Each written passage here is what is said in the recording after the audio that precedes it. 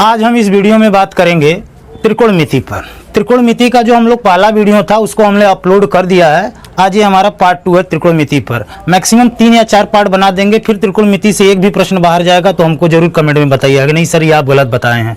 ठीक है, चलिए स्टार्ट करते हैं। त्रिकोणमिति में देखिए हमने कल डिस्कस कर चुका है कि जो त्रिकोणमिति होता है वो किस पर काम करता है, तो वो काम करता है समकोण त्रिभुज रहेगा तभी त्रिकोणमिति काम करेगा, अन्यथा त्रिकोणमिति काम नहीं करता है। इसके पहले वाले वीडियो में भी डिस्कस कर चुके हैं। चलिए थोड़ा सा रिव्यू ले लेते हैं कि कल के वीडियो में हम लोग क्या दिखाए थे। बहुत दो छोटा सा पार्ट होगा, ठीक है, क्योंकि देखो त्रिकोणमिति होता है समकोण त्रिभुज पे काम करता है, तो इसको हम लोग क्या बोलते हैं, परपेंडिकुलर, इसको हम लोग बेस बोलते हैं, इसको हम लोग हाइपोटेनियस बोलते हैं। हिंदी में कहा जाए तो इसे लंब बोला जाता है, और इसे क्या बोला जाता है, आधार बोला जाता है, और इसे कर्ण बोला जाता है। आप समझ गए होंगे। और कल भी एक चीज और बताए थे कि इसको नापने के लिए जो है हमें 3 चीज की आवश्यकता पड़ती है। मुख्य रूप से 3 है, जिनका नाम का है साइन है और कास है और टैन है। यही चीज है। अब यहाँ पे देखो साइन कास टैन ये अधूरा है, क्यों? क्योंकि इसके साथ एंगल जोड़ना पड़ता है। अब देखो एंगल क्या हो सकता है, अगर इसका नामांकन हम ए बी सी रखते हैं, अगर यहाँ पे थीटा रखेंगे तो सबके साथ क्या होगा, थीटा होगा। अगर यहाँ पे अल्फा होता है तो सबके साथ साइन अल्फा कास अल्फा इस तरह होगा। बीटा है तो बीटा होगा, जुड़ा रहेगा, ठीक है। तो हम थीटा ले लिए तो यानी sine theta, cos theta, tan theta. और इसके अपोजिट 3 होते हैं, हमने कल के वीडियो में बहुत अच्छी तरह से डिस्कस किया, यहाँ पे भी डिस्कस हो जा रहा है कि साइन थीटा बराबर 1 कोसेक। और यानी कहने का मतलब क्या हुआ कि साइन को उल्टा क्या होगा, कोसेक होगा, ठीक है। और कास को उल्टा क्या होगा तो 1 सेक होगा, और टैन को उल्टा क्या होगा तो 1 काट थीटा होगा।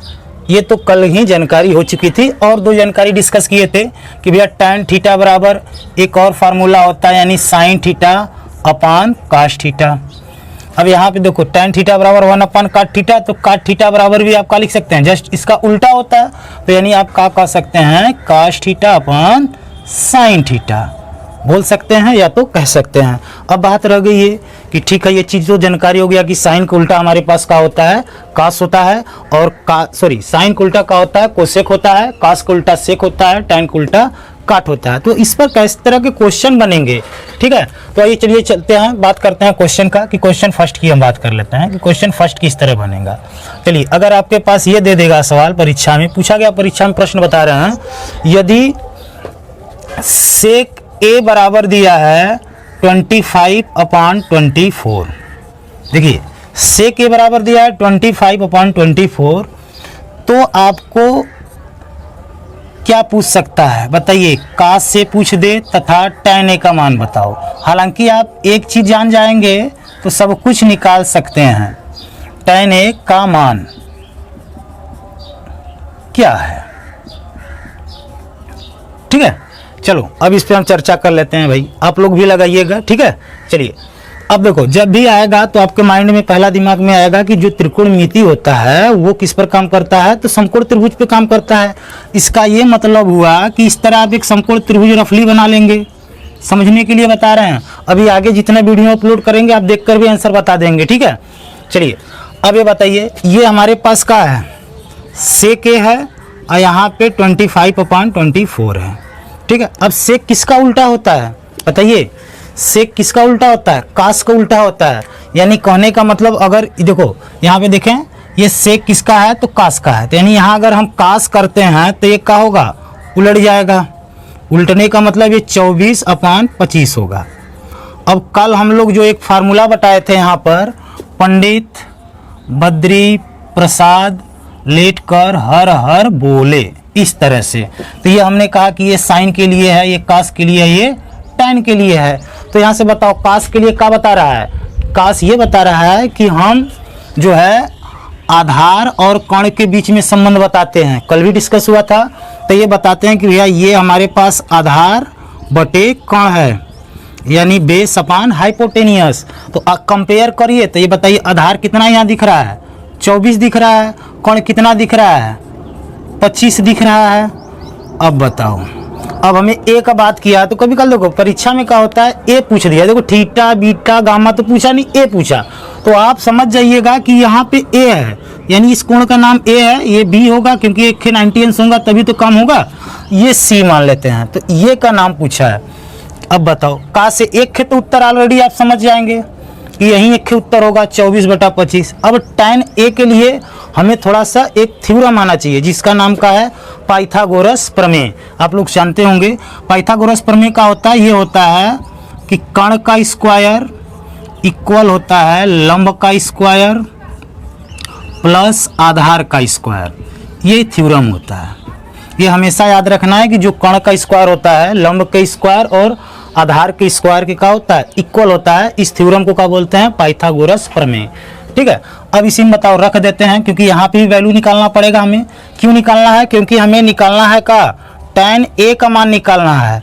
तो बताइए tan a के लिए ये क्या कहता है कि परपेंडिकुलर अपॉन बेस, यानी कहने का मतलब क्या हुआ कि लंब बटे आधार होना चाहिए।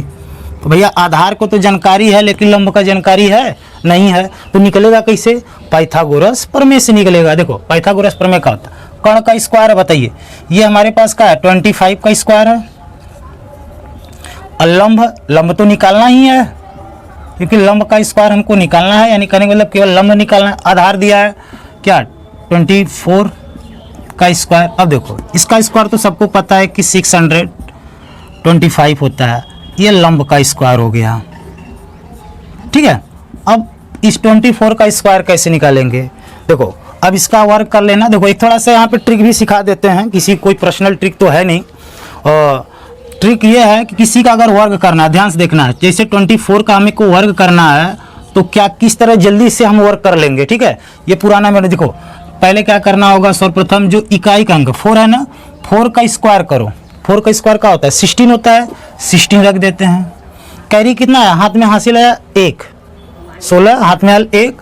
अब हम क्या करेंगे कि जितने नंबर से आपस में गुणा करो, देखो 2 × 4, 4 दूनी 8, दूनी 16 हो गया। एक हासिल था कितना हो गया 17, फिर हासिल अभी 1 बचा है। अब क्या करोगे 2 का वर्ग करोगे, 2 दूना 4 और उसमें जो कैरी था उसको जोड़ देंगे, यानी क्या हो गया 5। कहने का मतलब आपको ट्रिक भी समझ में आ गया, क्वेश्चन भी समझ में आ गया।